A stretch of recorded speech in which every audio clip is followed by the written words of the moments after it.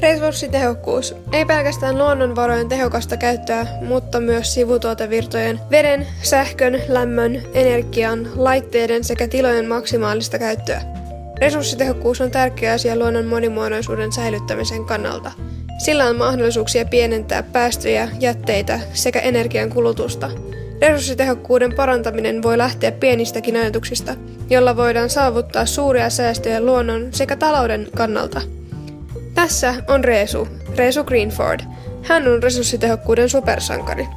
Hänen mielestään yksi askel resurssitehokkuuteen on kieltäytyä tekemästä huonoa laatua. Hän kieltäytyy huonoista paljon energiaa vievistä laitteista sekä saastuttavista tuotantomenetelmistä ja huonoista lähtömateriaaleista.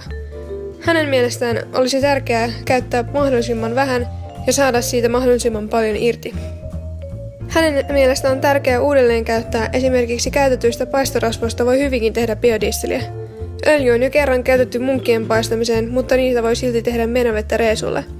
Näin saadaan taloudellinen hyöty, kun jätteeksi jäänyt öljy ei tarvitsekaan päätyä kaatopaikalle. Teollisuuden symbyysit syntyvät näin helposti, kun toisen jäte on toiselle raaka-aine. Biodiesel on ekologisempaa kuin ei tarvitse käyttää maaöljyä, joka on kuoleva luonnonvara. Reesu on sitä mieltä, että muutokset voi aloittaa seuraavalla kulutusta, jätevirtoja ja materiaalien tehokkuutta. Jo jätteen kierrätyksellä saadaan paljon aikaan. Kun koko yritys johtoa myöten on sitoutunut, mahdollisuuksia on todella paljon.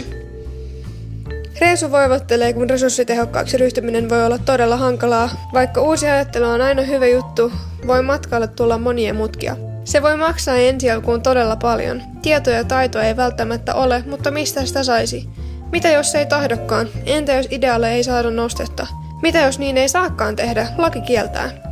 Työ resurssitehokkuuden eteen voi kestää ja aiheuttaa paljon lisätyötä, mutta silti Reesu on sitä mieltä, että niin vaan kuuluu ja kannattaa tehdä.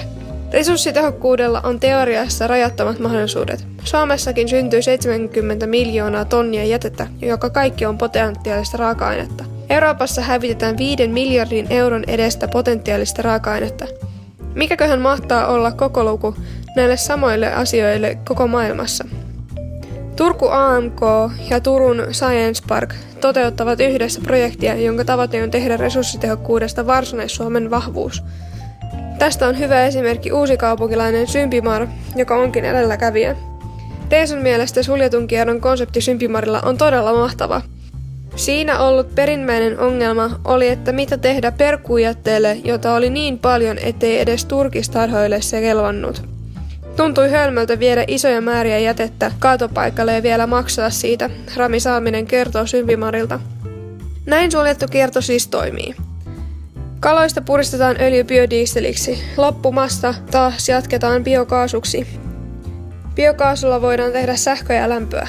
Kalojen kasvatusvesi voidaan käyttää kasvihuoneen kastelovedeksi, jolloin siinä olevat ravinteet pääsevät kasveille ja poistuvat vedestä ja vesi voidaan näin palauttaa taas takaisin kiertoon. Niin, näin se resurssitehokkuus vaan voi toimia. Miksi se siis vielä on ihan lasten kengissä? Sitä Reesu ihmettelee. Kiitos.